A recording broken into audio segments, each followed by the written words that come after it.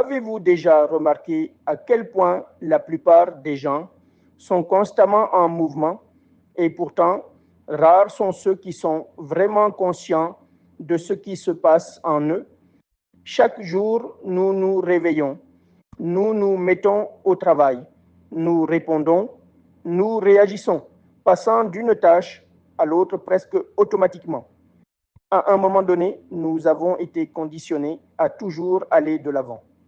Nous nous disons, je me reposerai plus tard ou il faut juste que je finisse ça.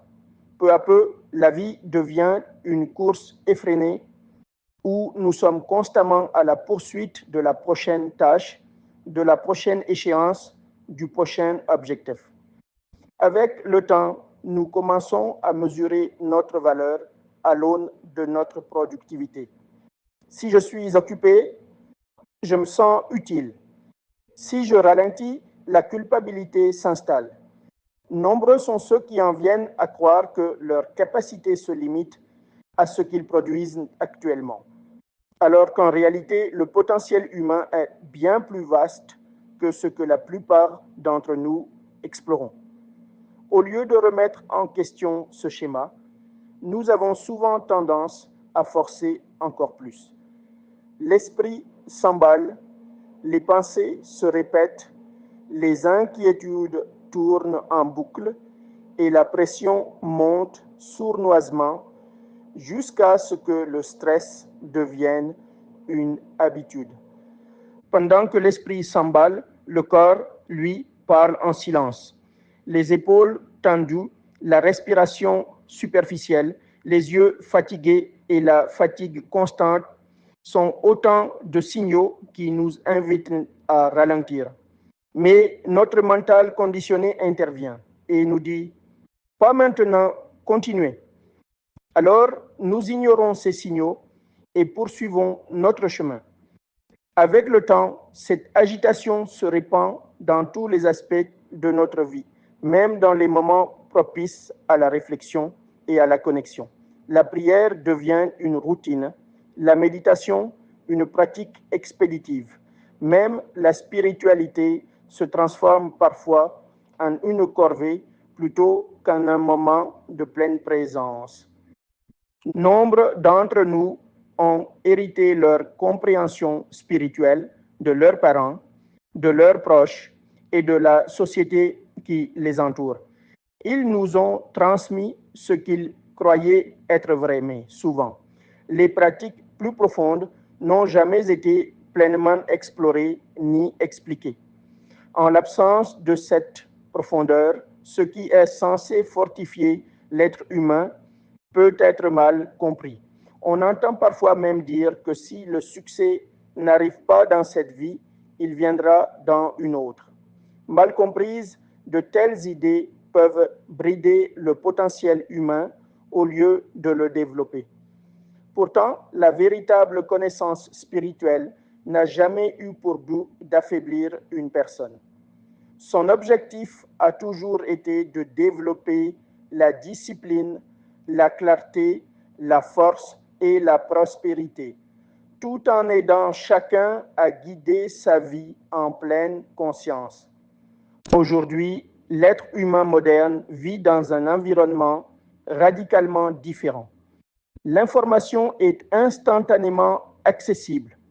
En un clic, nous pouvons accéder à d'innombrables perspectives et enseignements. De ce fait, beaucoup commencent à remettre en question les idées héritées. Et parfois, ces idées ne correspondent plus pleinement à la réalité qu'ils vivent aujourd'hui. Sans un ancrage intérieur solide, ces interrogations peuvent engendrer la confusion plutôt que la clarté.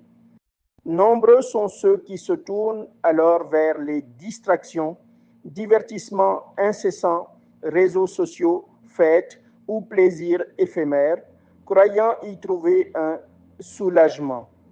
Mais le soulagement n'est pas synonyme de paix et la distraction n'est pas synonyme d'harmonie.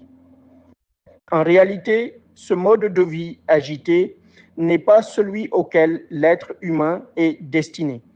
Il est simplement le fruit de notre conditionnement. La société et le système éducatif moderne nous apprennent à développer le corps et l'esprit sans jamais nous interroger sur notre véritable nature. Nous apprenons à étudier, à performer et à rivaliser, mais rarement à nous recueillir en silence. Par conséquent, le mental prend le dessus, tandis que la conscience intérieure s'éteint. Pour rompre ce schéma, la première étape est la prise de conscience. Lorsque nous observons comment l'esprit pousse constamment le corps en avant, nous réalisons que nous n'avons pas toujours à obéir à cette impulsion. Une pratique puissante commence par des moments de solitude. Dans ce calme, l'esprit s'apaise et le corps se détend. La respiration devient plus profonde, les tensions se relâchent et le système nerveux se calme.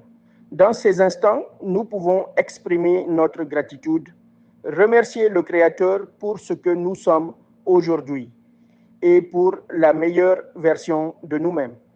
Pratiquer cela régulièrement, chaque jour, mois après mois, pendant un an, peut engendrer une profonde transformation intérieure. Peu à peu, le tumulte de l'esprit s'atténue et lorsque cela se produit, la voix intérieure devient plus claire. L'âme commence à guider l'esprit au lieu que ce dernier ne contrôle tout. La direction à suivre apparaît naturellement et les décisions deviennent plus évidentes. Il ne s'agit pas simplement de philosophie. À travers l'histoire, de nombreux penseurs et innovateurs influents ont recherché cet alignement profond. Steve Jobs s'est rendu en Inde dans sa jeunesse en quête de compréhension spirituelle. Il y a découvert quelque chose de rarement enseigné à l'école. L'idée que lorsque l'esprit s'apaise, la clarté émerge et la conscience intérieure guide l'action. Ce changement de perspective a influencé sa manière d'aborder la créativité et le leadership. De même, Wayne Dyer parlait souvent de conscience intérieure et d'alignement spirituel.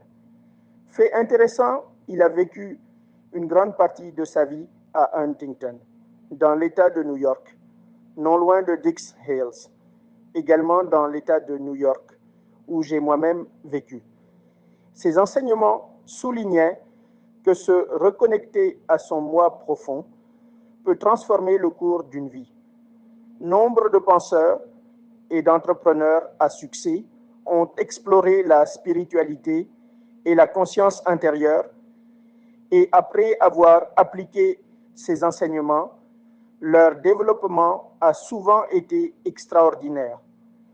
Au fond, cette connaissance concerne l'alignement, l'équilibre entre l'esprit, le corps et la conscience intérieure.